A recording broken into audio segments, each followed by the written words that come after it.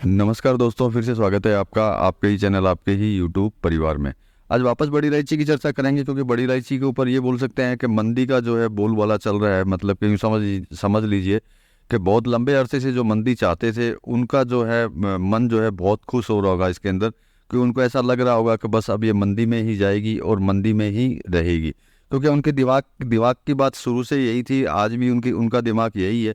और आसरा जो है उनका जो है आसाम है। मतलब कि आसाम के नाम के ऊपर जो है मंदी उनको दिखाई दे रही है। उनको ऐसा लगने लगा है कि ज़बरदस्त मंदी जो है अब ये कंटिन्यू जारी रहने वाली है। तो चलिए इसके ऊपर तो चर्चा करेंगे ही दोस्तों, साथ में आपको दिल्ली के भी भाव दे देंगे कि आपको पता रहे कि दिल्ली में क्या भाव चल रहे हैं। सिलीगुड़ी के भाव नो डाउट आप लोगों को पहले से पता रहते ही होंगे।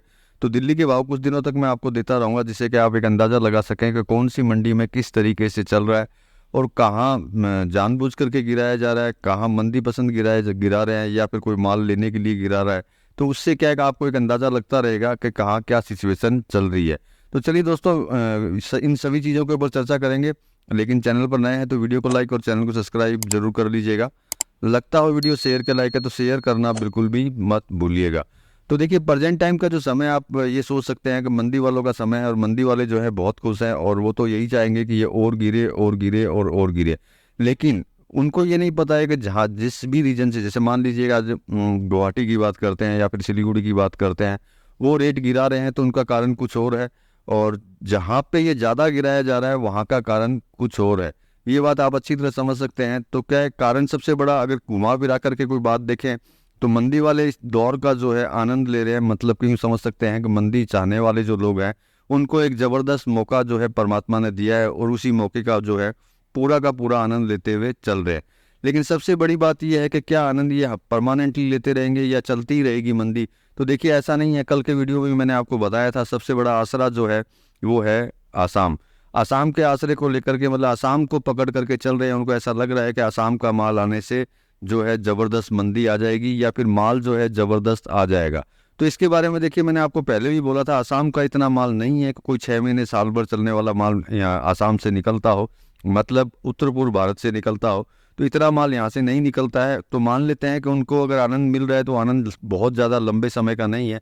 क्योंकि पूरे आसाम, पूरे उत्तर पूर्व भारत का बड़ी इलायची अगर बाज़ारों में पहुँचती है तो 1 से 1.5 महीना भी वो चल नहीं पाती है, उससे पहले ही वो साफ हो जाती है। मतलब कि ख़त्म हो जाती है, उसके कागज़ भी नहीं बन पाते। कागज़ की बात इसलिए कर रहा हूँ कि मोस्टली इलायची जो है जाती है उसके बाद कागज़ों के अंदर घूमती है। लेकिन ये इलायची ऐसी नहीं है कि ये कागज़ों में घूमेगी। ये इलायची जो है बाज़ारों में आने के साथ साथ में फिनिश हो जाएगी। साथ में सबसे बड़ी बात, अगर ज़बरदस्त फसल भी आती है तो ये भी आप जानते हैं कि पूरी फसल जो है बाज़ारों में नहीं पहुंचेगी।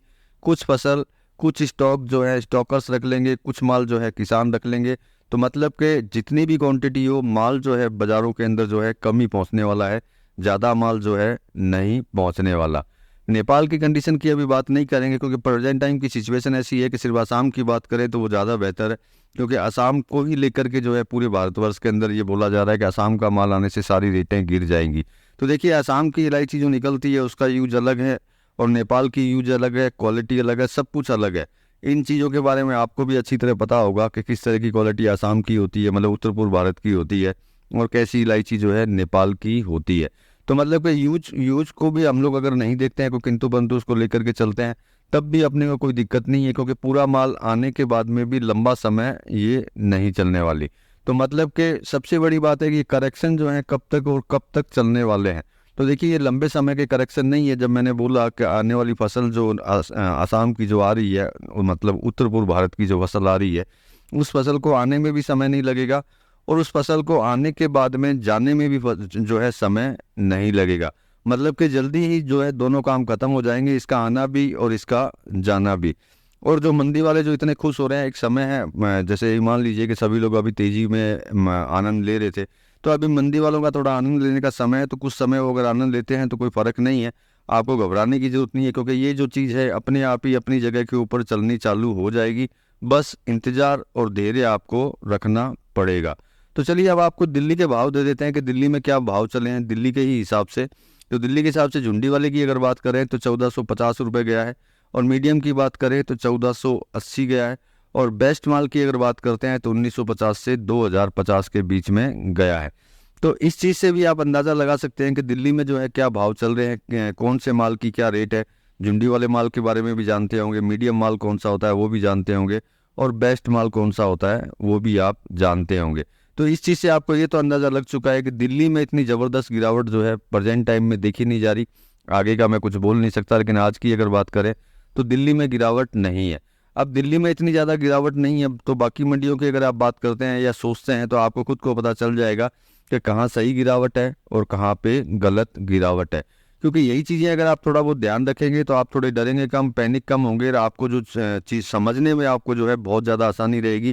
क्योंकि हर जगह के भाव अगर आपके पास रहेंगे, आपके दिमाग में चलेंगे, तो आपको पता रहेगा कि एक्चुअल में मंदी है या फिर लाई गई मंदी है। तो उस चीज़ से आप खुद अंदाज़ा लगा पाएंगे कि आगे आपको क्या करना चाहिए और क्या नहीं करना चाहिए। तो ये देखिए थोड़ी सी इन्फॉर्मेशन, थोड़ी सी चर्चा थी दोस्तों आपके लिए। मिलेंगे अगले वीडियो में अगली जानकारी के साथ में, तब तक के लिए धन्यवाद।